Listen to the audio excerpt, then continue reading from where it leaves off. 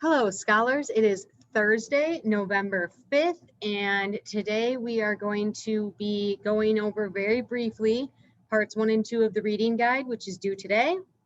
And I'm going to then shift over and go over some of the concepts that will be on your nonfiction final assessment, which you will be able to start at 4 o'clock today. So just like a weekly assessment, that's available at 4 and you have until noon the next day to complete it. Same for your nonfiction final assessment. So I'm going to share my screen and we're going to briefly go over I Am Malala parts 1 and 2, and then I'm going to do a little review of nonfiction concepts. So let me share my screen and let's go. Share. So the first thing we're going to do is go over the answer key for part 1, which has that front on it, and main idea and facts, claims, and opinion. So main idea, paragraph 1 through 6, that was the first sentence, which is that Malala, and I changed the wording slightly, but Malala is like most other girls, but with a few special talents, and you can have slight differences in that.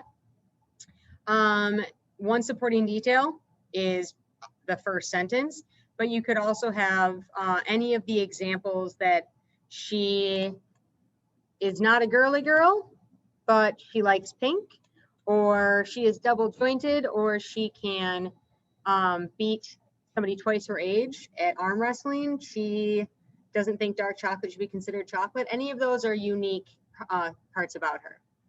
The main idea of paragraphs 11 through 17, that was that story she told about her and Safina, and that the main idea was that she got revenge on her friend, but she decided she never wanted to do it again.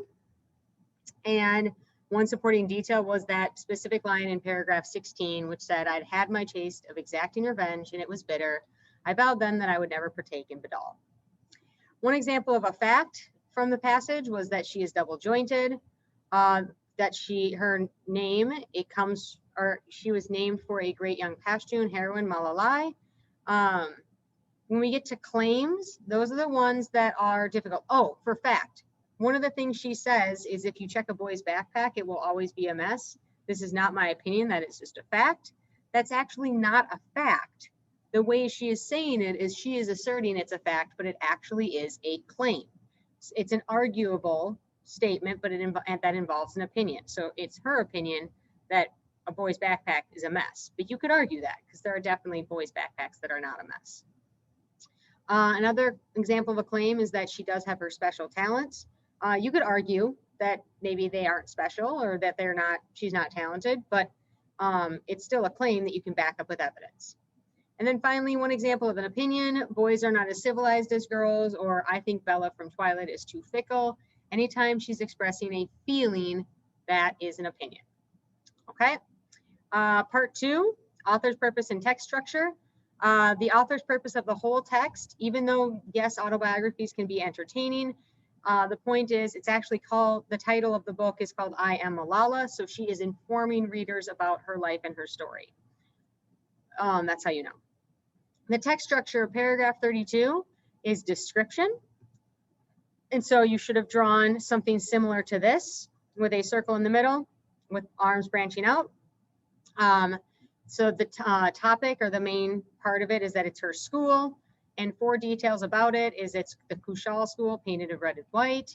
She had classes in chemistry, grammar, writing, founded by Malala's father, craziness of Bangora outside the door, or you could also have maybe that all the girls were planning on being doctors, or like they go to school 6 days a week. Okay.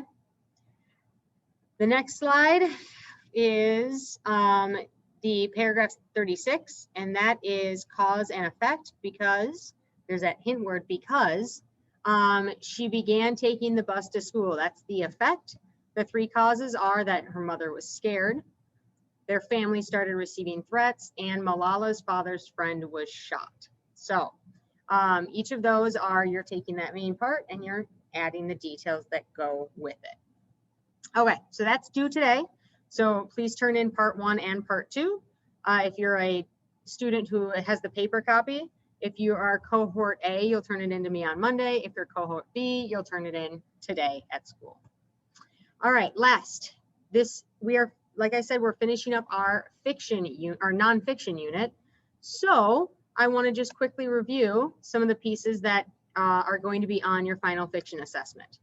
A reminder that facts, claims, and opinions will be on there, and this slide kind of helps you to remember the differences between that. It's in your notes. But then these are the topics that'll be covered. So the nonfiction literary terms of like the text structures of compare and contrast, sequence, problem and solution, cause and effect, and description, as well as, oh, sorry, this is out of order, my bad. So, starting with so this is the first page, my bad, I apologize. I'll clean it up for when I post it online.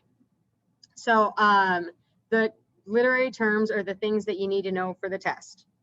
You need to know what supporting details are, those secondary points that are used to clarify your main idea. You need to know what a claim is, that it's an arguable statement used in persuasive essays that involves an opinion. You need to know that a fact is a statement that can be proven. An opinion is a statement that reflects a person's beliefs. Bias is that when someone's writing is in favor of or against one thing, person, or group. And you're going to have examples in the assessment where you're going to have to identify these pieces, like identify this, is it a fact, claim, or opinion? And I also being able to define bias. You're going to need to know all 6 text structures. You're going to need to know chronological, which means organized in order of time. You're going to need to know compare and contrast, what's in common and what's different. You're going to need to know sequence, steps described in the order they occur. You're going to need to know problem and solution, cause and effect, and description. So I'm going to give you an example passage and you're going to have to tell me the text structure. Finally, you're going to need to know the titles, or like what nonfiction is. You're going to need to know that main idea is the most important thing a paragraph or a text says about a topic, the difference between main idea and topic. You're going to need to know the 4 authors' purposes like we did for the newspaper. So I'm going to give you an example and you're going to have to tell me the purpose of that. Like I said, text structure, we already went over that. And the fact that a topic is keywords describing what the text is about, as opposed to a main idea, which is the most important thing that a paragraph or text says about a topic. Okay, so again, I think we've been doing a really great job with this unit, so I'm expecting us to get some really great scores on this final assessment again, because we did awesome on the fiction one. And oh, that's the bell. And I'm looking forward to seeing those scores. And once you finish your warm-up and exit ticket for today, and then your final assessment, we are done with nonfiction. We are going to be covering all of these ideas and we're going to talk about them the rest of the year. But we are actually going to move on to our next unit on Monday, which is mythology. So some of you are somewhat familiar with mythology. We are going to talk about stories of different cultures, but then we're going to focus most of our time on Greek mythology.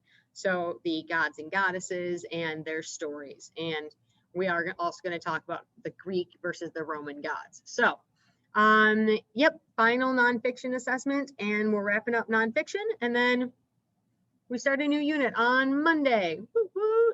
Don't get rid of your nonfiction stuff. You'll need to keep it. Okay? Hope you guys have a great rest of your day, and I'll see you later.